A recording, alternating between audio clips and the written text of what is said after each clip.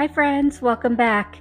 Is there such thing as neutral glam or is that just an oxymoron? Because I couldn't figure out a better way to describe this set, but either way, I'm super excited to share it with you all. So for the neutral part, I'm going to be using these gels from Yogurt Nail Korea. I love yogurt nail gels. I've never been disappointed in any of them. So these 5 colors, Sweetie Nail Supply sent over to me from their Sunshine collection. So not only are they that really like soft, romantic, neutral type colors, they've got the most beautiful, like warm, golden glow, cat eye magnetic glow to them that just makes them absolutely beautiful. And you'll see how easy they are to work with. They are just such pretty colors.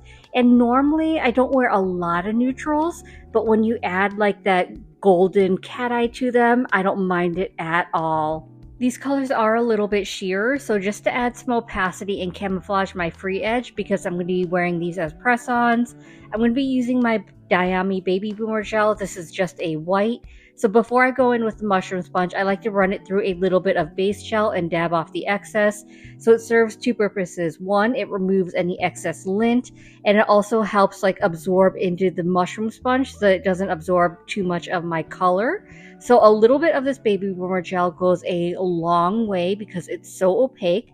So I just dipped it a little bit into the gel and I tapped off the excess on my palette. And so at the free edge area, I'm just tapping in that gel, ombreing it in. I'm not going to do the whole nail, just at the free edge area, just because I feel like the visible nail line is more obvious when you're wearing press-ons. So I just want to cover that up so it's less obvious.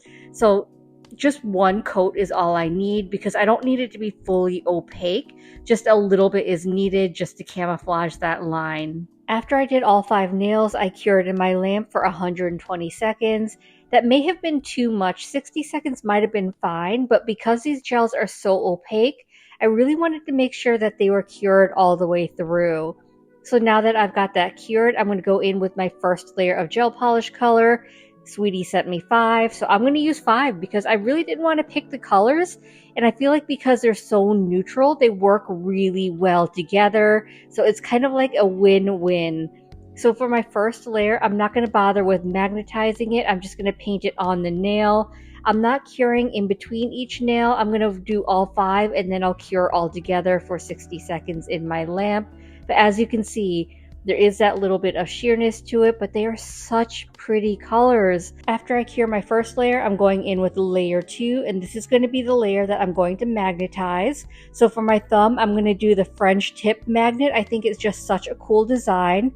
So I'm taking a pair of scissors and a cylindrical magnet, and I'm placing the magnet where the 2 prongs of the scissors meet. And then that's going to send the magnets through the prongs to create that French tip.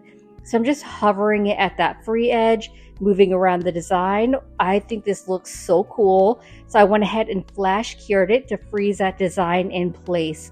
So whenever you're working with cat eyes, after you magnetize, once you're happy with your design, you need to flash cure it to freeze that in place. You don't have to fully cure, just enough to freeze those magnetic particles, because the longer they sit, they're going to start to dissipate and you're going to start to lose your design, which you don't want to do. So that's why I flash cure in between each nail. For my index, middle, and ring fingers, I'm just going to velvetize them. I'm not going to do the French tip cat eye on them because they're going to get accents of chrome, and that's going to be the glam part of this mani. And wait till you see these beautiful chromes. They were like the perfect touch for this mani. For my flash cure, I'm using my VALLA pin cure lamp. I picked it up in Sweetie Nail Supply's last sale, and I've been really loving using it, although it did take some getting used to because it's so sensitive with the motion. So I was accidentally turning it on, so I had to be really careful when I had open gels around. But now that I'm used to it, I really love it because now I don't have to worry about pressing a button or touching anything to turn on the lamp. I can just hover it over the nail and it'll start curing. So I just think it's really cool. It just takes some getting used to. So I always have to remember that if I have it next to me, just to be careful when I have those gels open. I'll leave this and everything else I use in the nail set linked down below in the description in case you want to pick anything up. And if you do any shopping at Sweetie Nail Supply, I do also have an affiliate discount code with them. So you can use code GENIE10 to save 10% off your orders. So I'm just continuing on applying my second layer of polish. After I apply the polish, I'm not going to cure it. I'm going to leave it wet. And to magnetize it, I start with moving my magnet up and down on one side, bringing those magnetic particles to one side. And then once I've got them pulled to that one side, that's when I'm going to move my magnet around the nail, moving the nail around, moving around those magnetic particles to bring them all to the surface. It doesn't have to be perfect, but I like to get them, for the most part around the whole surface of the nail. And then once I'm happy with that, I'm going to freeze it in place using my flash cure lamp. So I'm just finishing up with my pinky finger, and this is going to be the same French tip cat eye similar to what I did on my thumb. So I'm just applying my second layer of polish. I'm not going to cure it. I'm going to leave it wet. And I always like to start with magnetizing the nail first using the magnetic wand, moving it from side to side, up and down, just to move around those particles, bring them to the surface. And then I can go in with my scissors to do the French tip design. So I know that if you don't have a small pair of scissors on like Amazon and stuff, you can buy like a little accessory that attaches to your magnet that does the same effect. But I've got the scissors, so I didn't feel the need to buy another accessory, especially because it's smaller. Knowing me, I'd probably lose it. But the thing I like about the scissors is I can control the way the French tip looks, as deep or narrow as it is, by like moving the scissors, like moving them either further apart or closer together. So I kind of adjusted it to make it the way I wanted it. And then I cured the whole set for a full 60 seconds. And now for the isolated chrome, I need a matte top coat. So I'm using the Crisania Neri matte top coat. This is a really good chrome friendly matte top coat.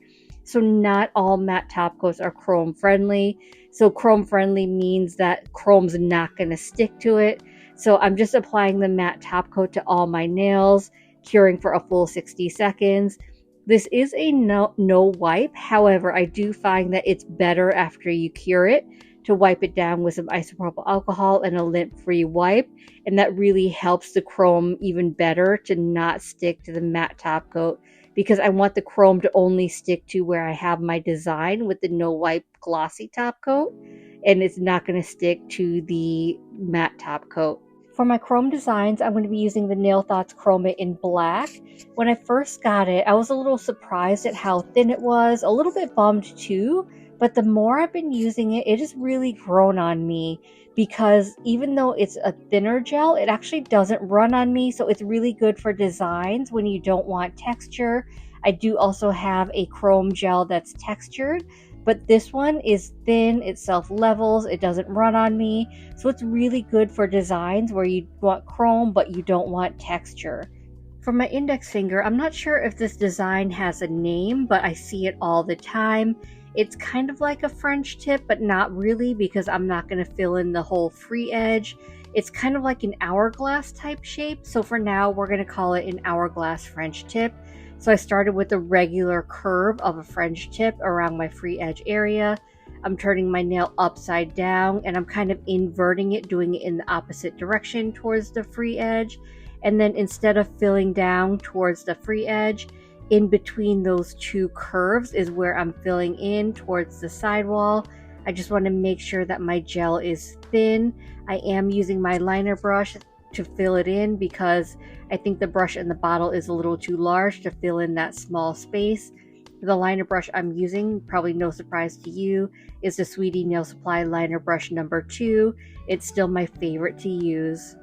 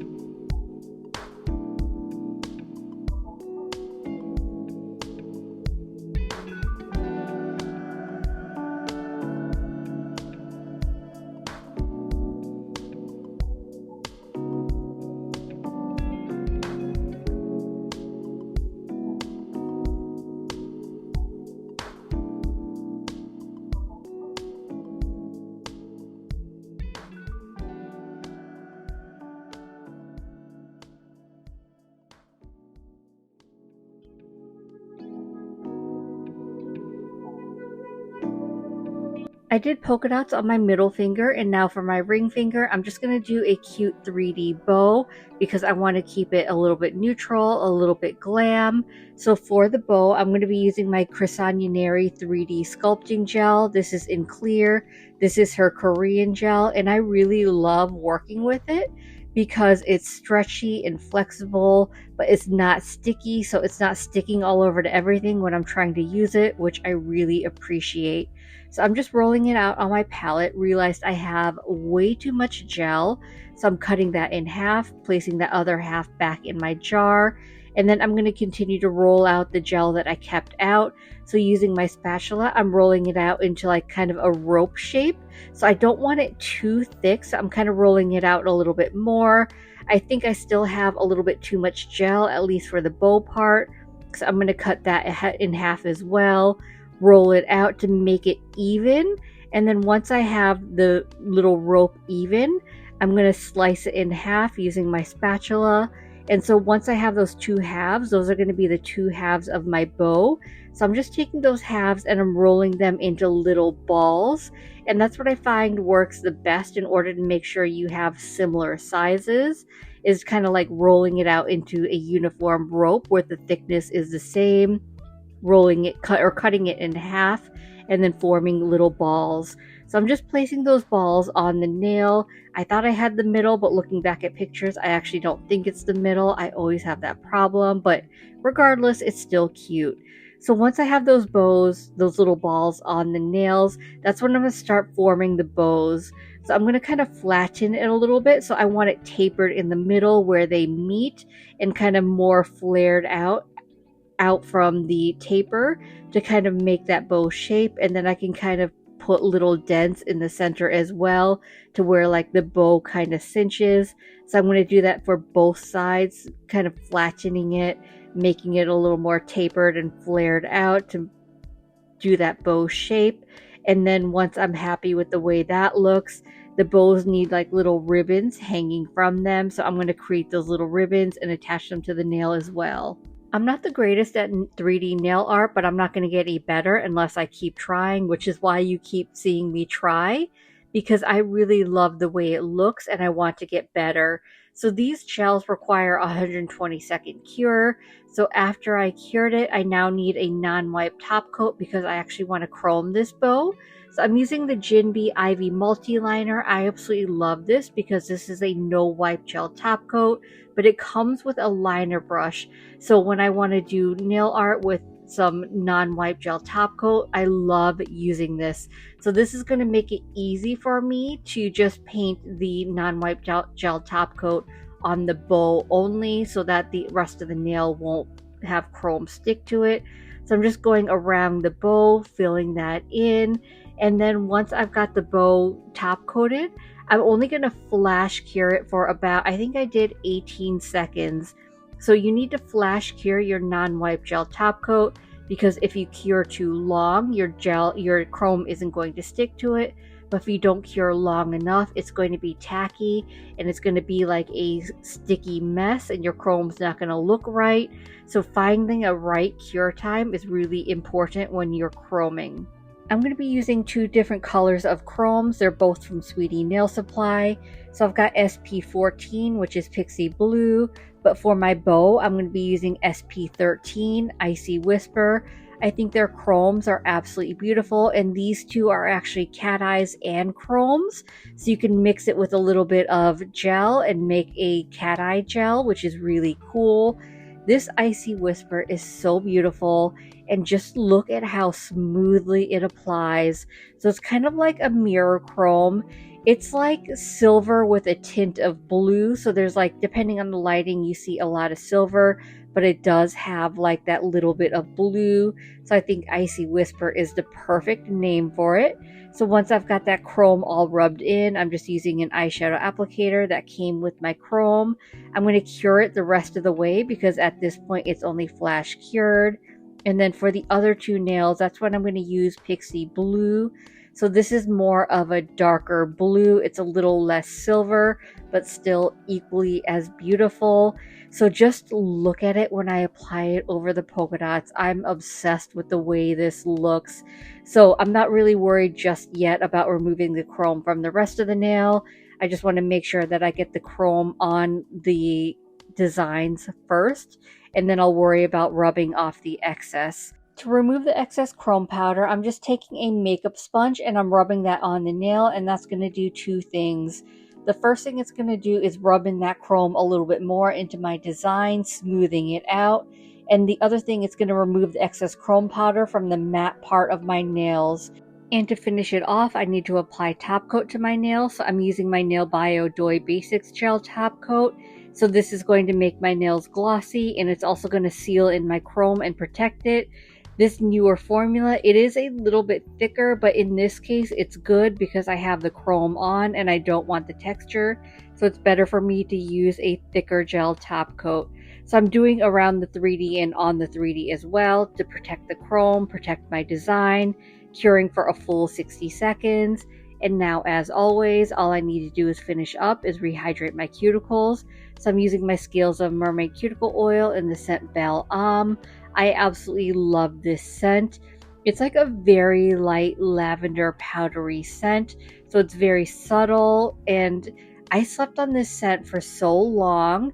There's a couple of scents that I slept on for so long that I now am absolutely obsessed with and kicking myself for sleeping on.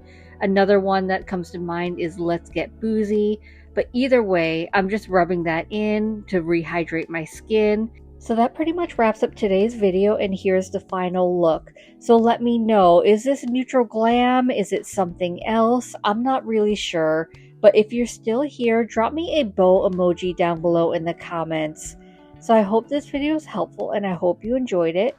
And if you did, I'd appreciate it if you gave this video a thumbs up. It lets me know to continue creating content like this, and it also helps YouTube recommend me to others, which helps grow my channel.